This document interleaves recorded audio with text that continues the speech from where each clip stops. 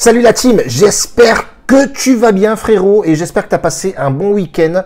On est tout simplement mardi aujourd'hui, il y a de la Coupe du Roi, on va en discuter maintenant, mais avant tout, on va se réunir forcément et débriefer ensemble sur les pronostics qu'on a passés. C'était les pronostics de la Ligue 1, donc c'était, si ma mémoire est bonne, c'était dimanche ou samedi, quelque chose comme ça, il y avait 3 matchs. Mais en attendant frérot, j'espère que toi tu es confortable et on va partir sur s'abonner, les frérots, s'abonner tout simplement. Mettez de la force pour tonton prono. On est là, on essaye de partir sur des matchs plutôt, vous orienter sur des matchs plutôt analysés de ma part et surtout fiables aussi. C'est le plus important bien entendu quand tu fais les paris sportifs, avoir du fiable, une fiabilité quand même, voilà, même si les 100% n'existent pas dans les paris sportifs. Je ne cesse de le répéter à mes abonnés et surtout à mon groupe privé. D'ailleurs, groupe privé qui s'est étalé sur 3 groupes privés. On a un spécial save, mais jamais rien n'est save. Vous le savez très bien. On a plus de 85% de réussite. On a un spécial grosse cote qui, elle, est plutôt sympathique parce qu'on est à plus de 90%. Spécial grosse cote, qui dit grosse cote dit forcément tu peux rentabiliser, bien entendu, avec efficacité. Et tu as un spécial équipe à l'extérieur. Et ça, c'est tout nouveau. C'est... franchement, honnêtement, depuis que je l'ai commencé, on est à 3 matchs et on a fait un 2 sur 3 pour le moment. Et c'est plutôt pas mal. Effectivement, on se rend compte que les outsiders et même les équipes à l'extérieur, souvent, créent la surprise et les cotes sont bien plus importantes. Donc ça, c'est plutôt sympathique de ma part d'avoir trouvé, ce système-là, même s'il existe depuis des années, mais il surtout bien sélectionner son match. Et mets-moi un petit pouce pour le référencement, frérot. Tous les réseaux sont dans le lien de la description. Nouveau Snapchat, Telegram, Instagram, etc., frérot. Allons voir effectivement si on a assuré le truc. Côté pronostic, samedi, c'était, je pense. Je crois que c'est ça, hein. Je vais pas te dire de bêtises frérot, je vais juste vite fait.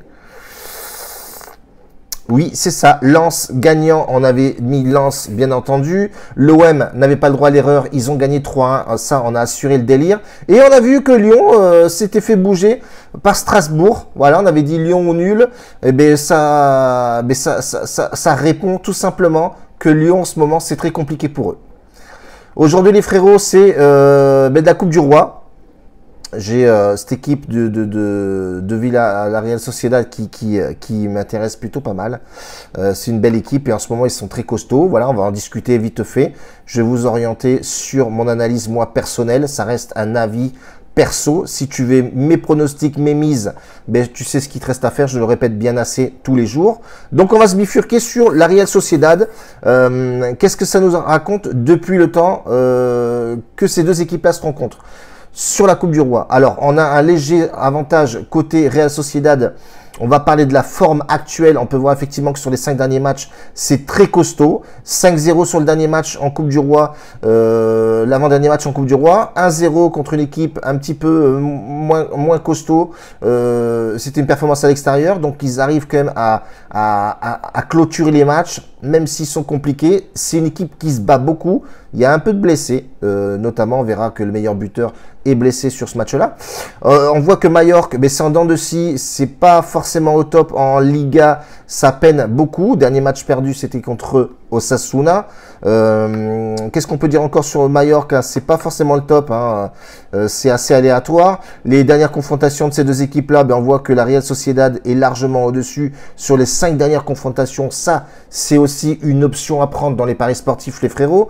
Même si le football reste du football, les surprises restent des surprises. N'oubliez pas que les Coupes du Roi, toutes ces compétitions-là, la Ligue des Champions, l'Europa League, les équipes se transcendent et veulent ramener un trophée à la maison et aller au plus loin possible pour engranger de l'oseille pour le club. Donc attention avec ça.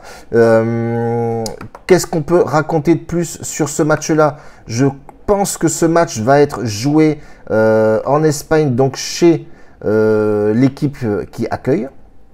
la Real Arena, la San Sebastián. Qu'est-ce qu'on peut dire? Oui, c'est bien plus costaud la Real Sociedad que Majorque. À domicile, on reste sur 2 nuls et 2 victoires côté Real Sociedad. À l'extérieur, c'est en dents de scie côté Majorque. Attention. Qu'est-ce qu'on peut raconter de beau encore? Les antécédents de match, j'ai vu. On va pas bifurquer 107 ans, frérot. Le Real Sociedad est supérieur pour moi que Majorque. On part en sec. Real Sociedad. Alaves, FC Séville. SF Séville, ça peine beaucoup en ce moment. Hein. On a bien vu les résultats qu'ils ont. Même si il y a eu du recrutement, je crois, hein, un petit peu. Hein, on va regarder ça vite fait. On voit que FC Séville, c'est en dents de scie. Dernier match perdu contre Gijón. C'est pas forcément le top. On voit que Alaves, eux, ont perdu leur dernier match contre Oviedo, Ligados. Mais ça reste quand même un concurrent assez costaud. Moi, j'ai pour habitude, j'aime bien les outsiders comme ça qui arrivent de Ligue 2, en Ligue 2, donc Ligados. C'est des équipes qui sont remuantes à jouer, comme elles ne se jouent pas dans le même championnat, même s'ils ont les vidéos, etc. Donc ça reste souvent des équipes un peu surprises qui arrivent souvent à faire la différence, bien entendu, contre une équipe qui arrive de Liga, certes, mais qui peine en ce moment beaucoup. Ils sont assez fatigués. Enfin, pas fatigués non plus, mais tu vois qu'il y a vraiment un manque du côté de Séville en ce moment. Je vais juste aller voir 2-3 informations sur Séville en ce moment, là, vite fait. On va regarder. Tout le monde balance la qualif de Séville. Je suis un peu dans le même délire. Séville doit absolument faire quelque chose. Antécédent de match, Séville, depuis que ces deux équipes-là se rencontrent, on voit que Séville a 60% de victoires et 40% de matchs nuls. Donc ça, c'est aussi un coup à prendre. Même la double chance ne sera pas excitante à jouer, bien entendu, côté Séville, parce que Séville, la cote est vraiment très basse. Mir, Torres devant.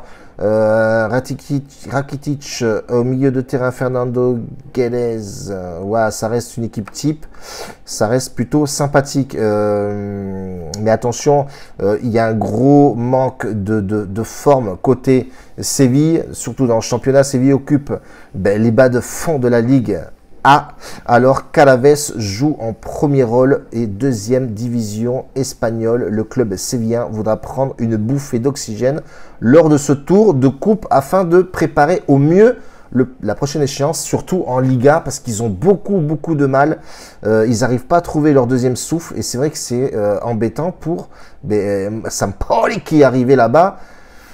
C'est compliqué pour lui, donc gagner ce match-là à l'extérieur serait vraiment un bon double souffle pour justement se lancer en Liga et pourquoi pas faire quelque chose de bien pour eux sur le match à venir.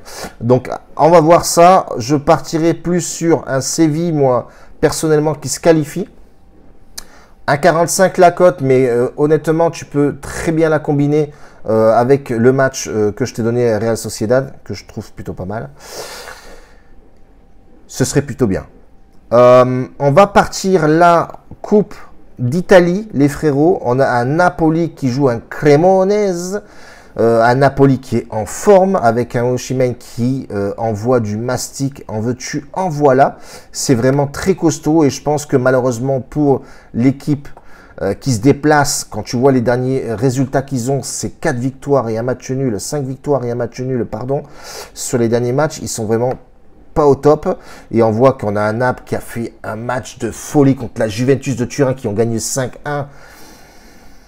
Qui sont très costauds en ce moment. En plus, ça joue à la maison. Ça peut être une boucherie complètement. Moi, je partirais plus sur un over sur ce match-là. On va regarder un petit peu la compo probable sur ce match, même si on la connaît, les frérots, vous le savez. Ça va balancer du lourd. Ils veulent vraiment faire mal cette année, l'équipe de Napoli. Je pense vraiment que ça va être une boucherie totale. Quand tu regardes l'équipe extérieure, là, l'équipe qui se déplace, les pauvres, ils vont prendre plutôt cher à mon avis. Il n'y a pas la compo probable, mais on peut voir effectivement que tout le monde est quasi opérationnel. À voir au dernier moment sur les compos, bien entendu, de ne pas se faire avoir sur un buteur ou deux. Mais moi, je partirais sur Napoli. Claque au moins 3 buts dans le match. La cote est plutôt sympathique. si j'aurais dû jouer ce match-là, je serais parti sur ce match-là. Naples claque au moins 3 buts dans le match. Et pourquoi pas rajouter Osimhen buteur aussi. Il est très en forme, il est très remuant ce joueur. Est-ce qu'il va être laissé au repos? Ça, on le saura ce soir. Donc, vous avancez pas à marquer le buteur, à parier sur le buteur de suite. Attendez les compos, bien entendu. En tout cas, on reste comme ça pour aujourd'hui, les frérots. On a balancé 3 matchs, 3 avis. Si tu veux mes miss perso, tu sais où me rejoindre. Je te fais une grosse bise. On se retrouve demain. S'il y a du match, on va d'ailleurs aller bifurquer de suite. Comme ça, on se met en place pour demain. Est-ce qu'il y a du match, les frérots? Et je pense qu'il va y avoir quelques rencontres. Mercredi, peut-être des autres matchs de coupe, etc. Ça peut être plutôt pas mal. Demain, il y a de la Première Ligue. Il y a Milan AC Inter. Ouh, ça va être sympathique en Super Coupe. À demain, les frérots. Grosse bise. Modérez les mises. Ciao.